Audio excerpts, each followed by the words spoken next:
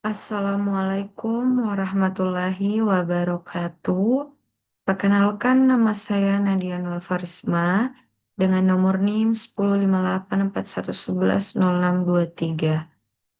Kelas A RPL dengan mata kuliah Mobile and Cross Platform Development.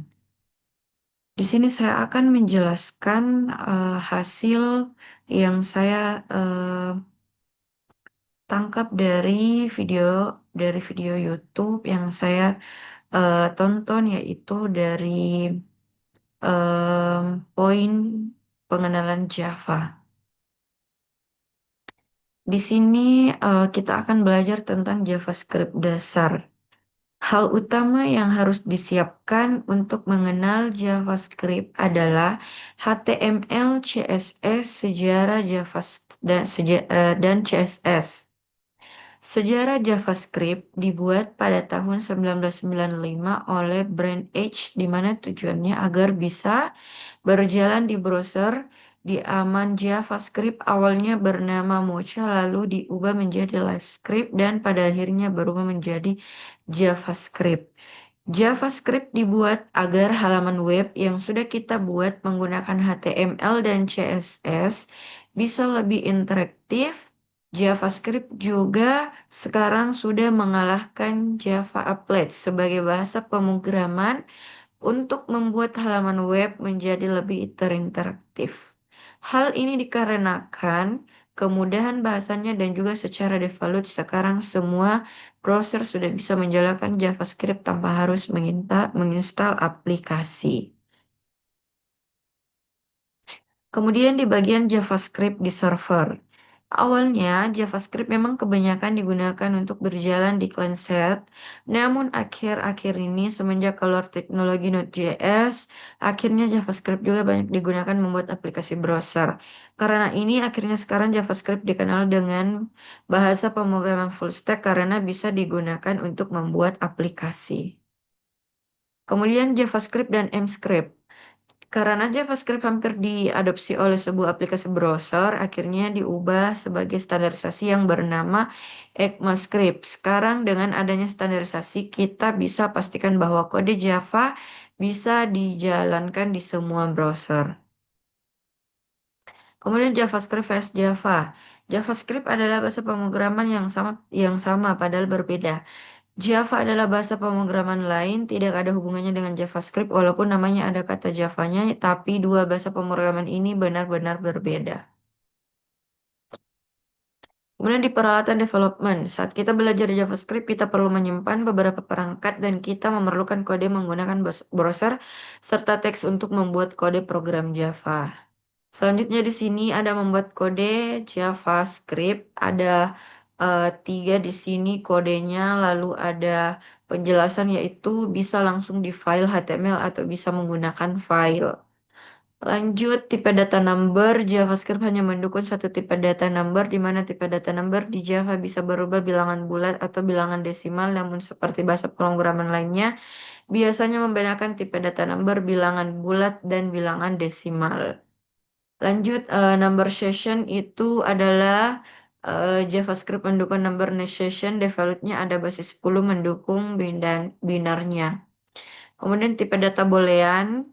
Tipe data boolean adalah data yang berisi data kebenaran yang artinya ada dua atau satu benar dan salah, juga dipresentasikan dengan kata kunci true dan salah dipresentasikan dengan kata kunci false.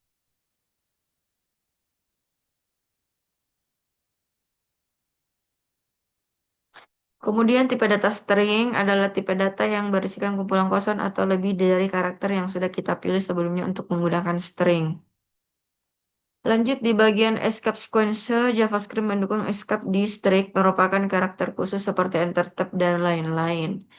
Selanjutnya masuk di variabel, kode variabel. Variabel adalah tempat untuk menyimpan data. Dengan menyimpan data variabel, kita bisa menggunakan lagi dengan menyebut nama variabelnya. Lanjut mengubah value di variabel. Setelah variabel dideklarasikan, kita bisa mengubah value atau nilai di dalam variabel tersebut. Selanjutnya mengakses variabel. Salah satu keuntungan menggunakan variabel adalah bisa digunakan kembali. Hal ini mempermudah ketika membuat data yang sama berkali-kali. Untuk mengakses variabel, kita cukup menyebut nama variabelnya. Lanjut data kunci let dan cost. Ini adalah direkomendasikan lagi menggunakan kata kunci var. Tidak direkomendasikan lagi karena membuat variabel namun diganti dengan let dan hal ini dikarenakan ada masanya. Kemudian lanjut di bagian operator matematika, eh, ada operator ada operator perbandingan dan ada operator logika. Di Conslot memiliki fitur untuk melakukan login bernama Conslot. Login adalah mekanisme yang bisa dilakukan oleh program untuk menampilkan informasi dari aplikasi yang sedang berjalan. Lanjut, string template. Kita sudah tahu bahwa untuk menambahkan string dengan data lain, kita bisa menggunakan operator plus namun pada kasus tertentu penggunaan operator sangat menyulitkan apalagi jika dalam jumlah banyak. Kemudian konversi string number saat membuat aplikasi kadang kita input dari pengguna selalu dalam bentuk string. Terus ada tipe data array. Ini berdasarkan data array di Java memiliki sifat dinamis, artinya datanya bisa bertambah dan sendirinya saat kita masukkan data dalam array. Kemudian ada if expression digunakan melakukan pengambilan keputusan di dalam program. Kemudian pop-up, dia itu halaman utamanya membuat website untuk memberikan informasi, peringatan, konfirmasi atau meminta input dari pengguna.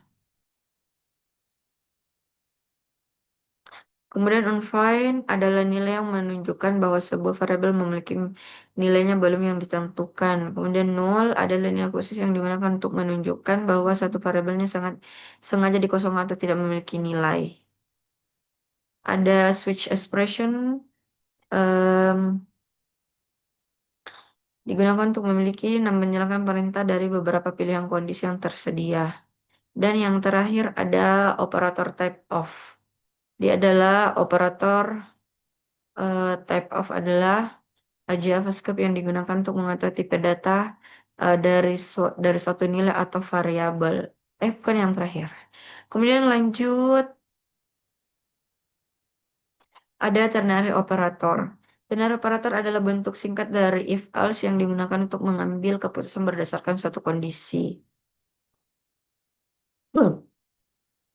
Kemudian optional chaining adalah fitur dalam JavaScript yang digunakan untuk mengakses properti atau data di dalam objek dengan lebih aman.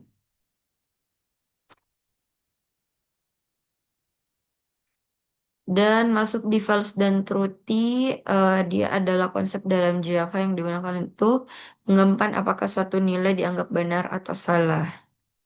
Dan operator logika di non-boolean, dia itu adalah penggunaan operator logika pada nilai bukan true dan false langsung dalam JavaScript. Nilai seperti angka, string, null, dan atau unvalid tetap dapat diproses oleh operator logika karena Java.